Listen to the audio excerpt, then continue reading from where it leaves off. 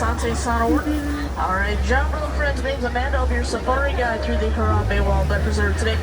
Now, while we are out on the reserve, I ask that you please stay seated for me at all times, keeping your hands, arms, feet, and legs within the vehicle as well. Now, we are going to be starting our journey on off here today in the Little Ituri Forest. And the animals here, they do rely heavily on their camouflage as their first form of defense, so we'll be keeping a pretty sharp eye out for them. They are shy, timid, reclusive animals, usually hide behind trees and bushes, but we will do our best regardless, of course. Let's make our way in here, though, see what's happening.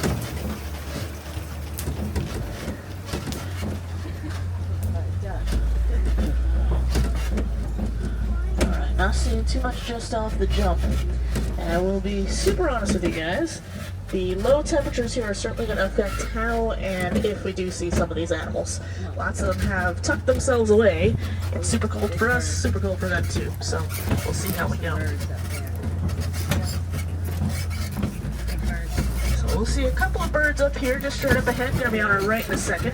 These are saddle-billed storks, pretty large birds at that. They do actually get up around 5 feet tall when fully standing.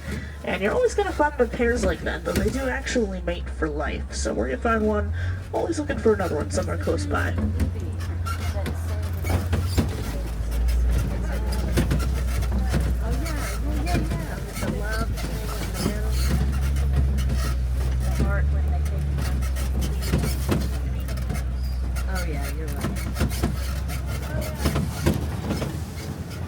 Alright, looks like a couple different kinds of antelopes up ahead of us here. So the darker ones with the horns are bongos. They're known as the ghosts of the forest because they're so rarely seen. And then the lighter tan ones there without the horns, those ones are greater kudu. Now they're one of the taller antelope species out here on the reserve, standing about 55 inches tall at the shoulder. Now we are going to exit on out of the Little Ituri Forest here now. We will start to enter on into the Sabi River. And the Sabi River is home to lots of aquatic-based animals, of course. So we'll head on out to see what we can find today.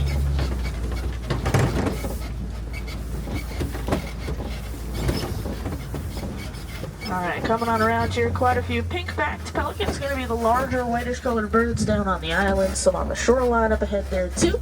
Also might be able to see a couple of hippos on down there in the water.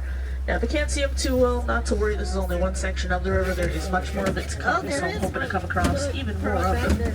Pretty good look at these pelicans, though. They do have pretty impressively large wingspans at about 7 to 9 feet, which, to put that into perspective for you, it's about the width of the canopy up above your heads there on the truck. Now to our left-hand side, you'll see a few more of those hippos. That's why I didn't want you to worry too much. A whole group of them is actually called a bloat, and at nighttime, so that bloat will typically come on out of that water. They will walk for miles just to find their next food source. Now, during the daytime, they are typically staying underneath that water to keep themselves cool, but on a day like today, it's almost warmer in the water for them than it is on out.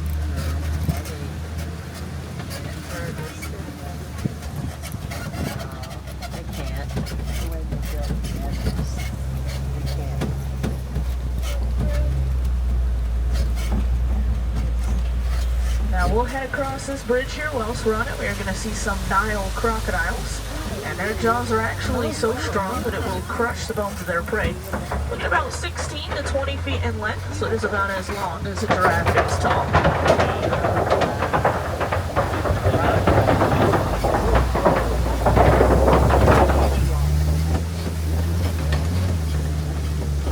Now, in just a few moments here, we're going to head on out towards the savannah. And the savannah is home to some of Africa's most popular species like giraffes, elephants, cheetahs, lions. So hopefully we'll get lucky enough to find some of those favorites on out there today. Now as we swing on around here, we'll take just a quick peek at this weird looking tree that's on our right. This is a baobab tree. They'll store gallons and gallons of water within those big trunks. But in order to conserve that water, they will actually remain leafless for around 9 months out of the year. Animals can then poke holes into the side, out comes the water, and suddenly they're a really great resource for those animals.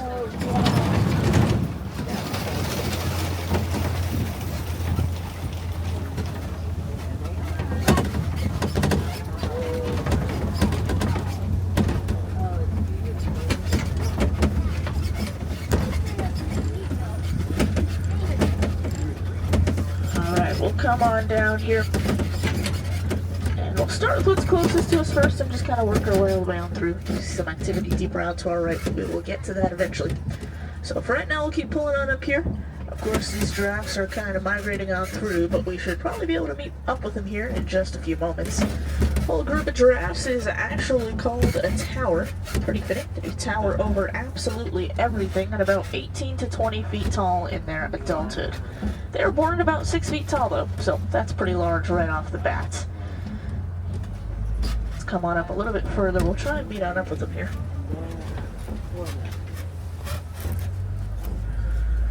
Now, also as we come on up, we're going to take a look off to our left-hand side, just next to the den. You'll see some African painted dogs, and they're known as the painted dogs because of those spectacular coats they've got. Each one of those coats is actually individual to each of them, just like our fingerprints are individual to each of us. Now, they do have a very impressively high success rate in hunting at about 90%.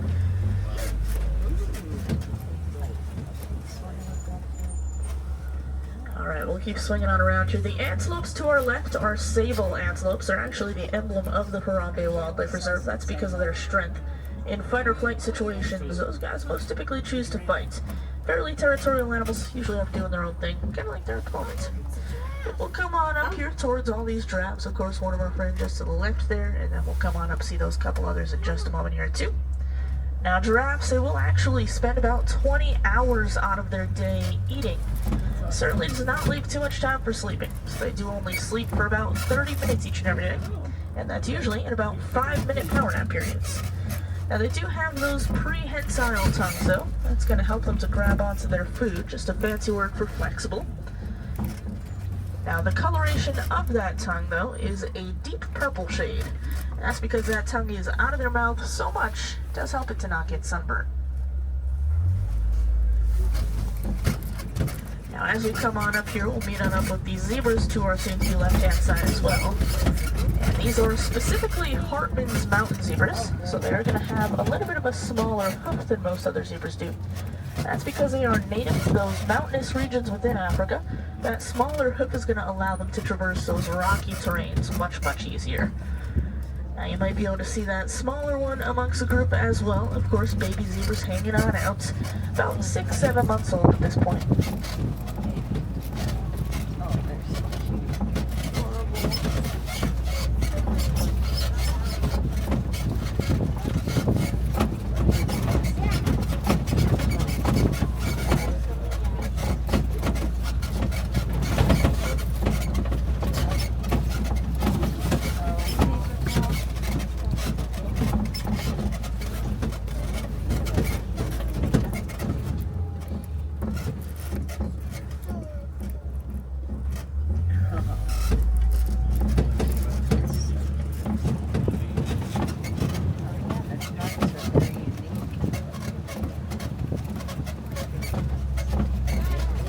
Now, as we come on around the curve here, we'll take a look to our right-hand side. And you're going to see those smaller little tannish antelopes on out there. Those are springbok. And springbok most certainly do live up to their names. They'll jump about 6 feet straight up into the air or 13 feet forward. They can also hit top speeds of around 50 to 60 miles an hour. So they are pretty quick little animals, that's for sure. Come on up here. Looks like even more giraffe activity up ahead.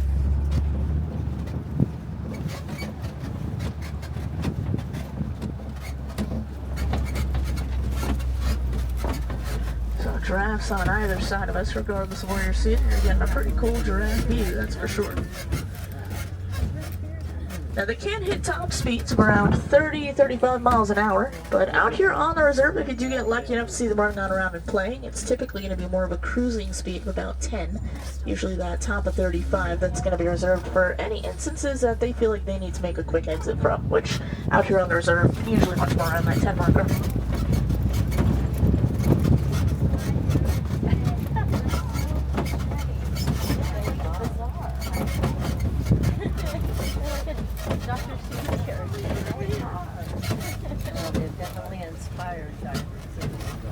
Alright, elephant to our right-hand side. You see our friend grabbing some food. Elephants, they do actually eat around 300 to 350 pounds of vegetation a day, so certainly only just getting started for the day. But you'll notice how his back looks a little bit dirty, a little bit dusty. Elephants, they do like to fling dirt and mud up onto their backs. It acts as a natural sunblock for them. They're known to have some very sensitive skin, so certainly want to do everything that they can to protect it. Now, elephants, they are a very social species, but they are matriarchal societies. So females, they'll stick together their entire lives along with their young, but males, once they reach on their teenage years, will tend to break on off from the rest of the herd. And they'll go live either by themselves, like that guy back there, or within loose all-male groups, so bachelor herds. Now I'm hoping that as we continue on through the reserve and head a little bit deeper on into elephant territory, that we might have the opportunity to find even more of them. We'll certainly be on the lookout as we go, just in case.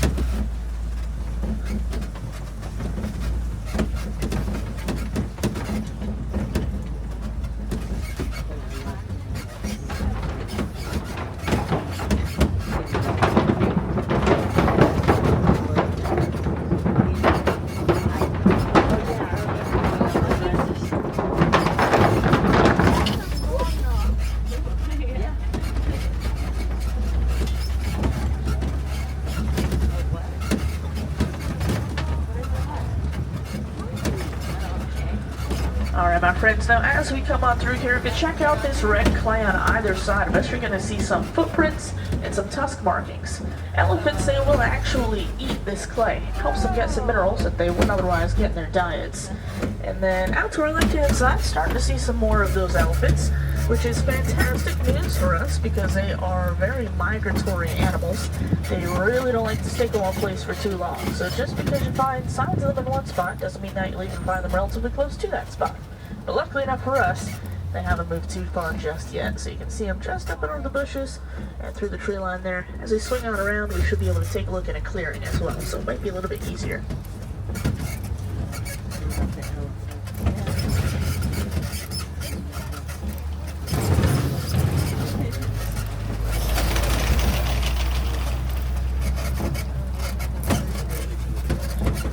Let's come on up here. The baby is up and climbing. Oh, look at the cute baby. She's super tiny, super cute, year-old, but likes to get herself into some shenanigans, as you can see. Has decided to just stand directly on the log for no apparent reason. That's okay. We'll let her have her fun. But definitely a female herd, given the fact that baby's here. Even if baby wasn't here, there are a few more elephants around, so given that, definitely one of those females.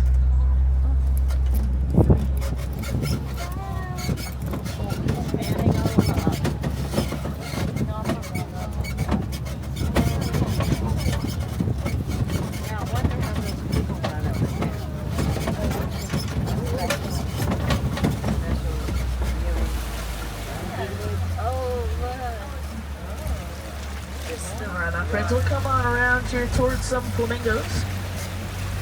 Now these are specifically greater flamingos, so they're both the largest and the lightest pink of all flamingo species. But they will actually hatch gray. Now over their lifetime they're going to eat lots and lots of brine shrimp. That's high in something called beta-carotene. That's what's going to end up turning them that pink coloration that we all know and love. Will take a couple of years in order to do that though, so certainly not something that's going to happen overnight for them, but it is much more of a gradual process instead.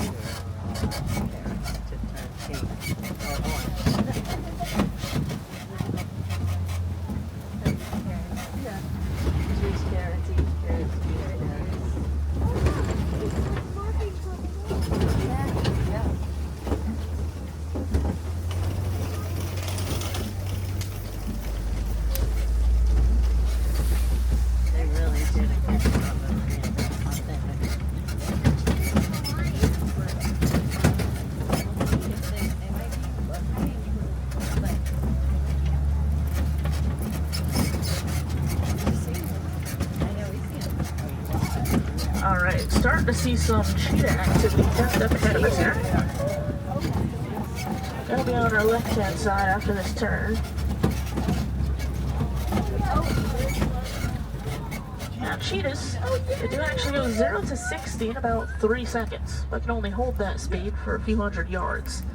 Now they do have those big heavy tails that act sort of like a boat rudder would, so it's going to help them to change direction, keep their balance, all while running at those high rates of speed. They do hunt during the daytime though, so they have a black coloration underneath their eyes, Acts as a natural sun reflector for them, sort of the same way an athlete put black underneath their eyes. We'll come on up towards this second hillside here too.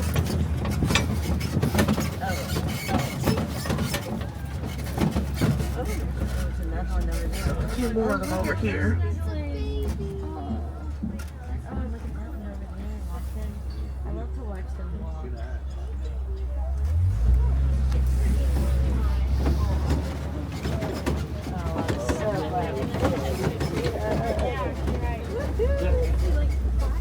Now we're gonna make our way on up here towards some Kopi rocks, and we're gonna go check out some lion activity. So we'll come on around here a bit.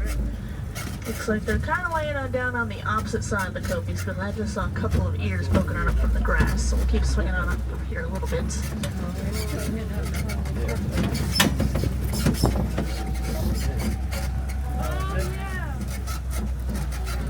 So come on around, starting to come into view for us.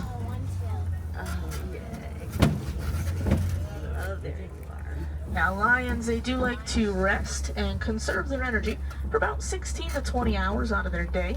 And then at nighttime, they'll have tons and tons of energy. It's going to be the females that are going out to do all the hunting for the entire pride. The males will stay on back and they'll protect their territory and their cubs. But they are nocturnal animals, of course, so during the daytime, they'll wake up occasionally just to kind of check out their surroundings, make sure nothing's happening around them that they don't want to be. But otherwise, mostly just going to be snoozing time. Looks like a couple females and a male there tucked just behind the two of them.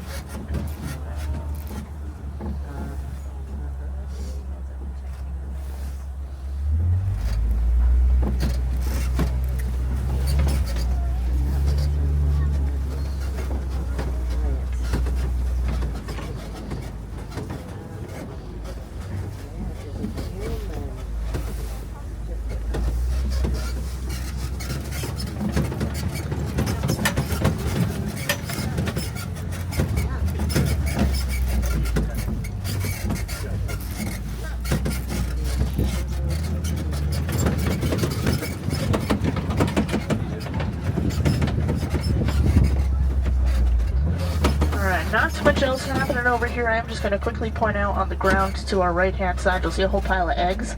Those are ostrich eggs. And ostriches, they are colonial nesters in that they are all going to lay their eggs in the exact same spot like that. And then it's just the most dominant ones of the group that come on over and they take care of them.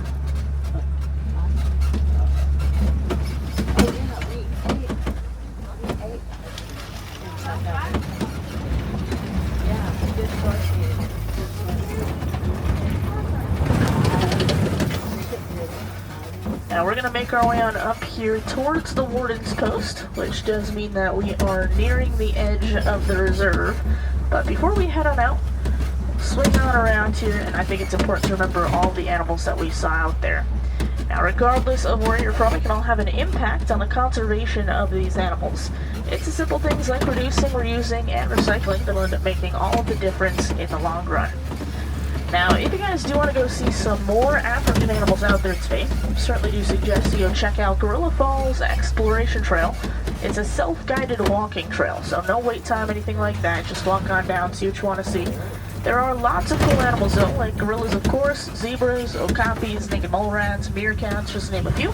There's also an underwater hippo viewing area over there and an aviary, so certainly some cool animals to go be seen. Now, if there are any wilderness explorers on board, though, you have been riding the Simba 1, that is Simba like the lion and 1 like the number, you are going to need that in order to earn your safari badge on out there. And if you're looking to earn those badges, you'll certainly want to take a walk down that Gorilla Falls Exploration Trail, because there are a few more to earn down there, too.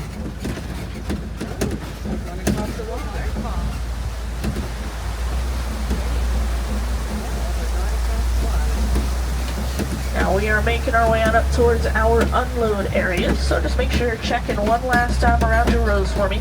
You certainly would not want to leave anything behind, and we will do our best to get you guys up on here and onto your next adventure in no time, of course.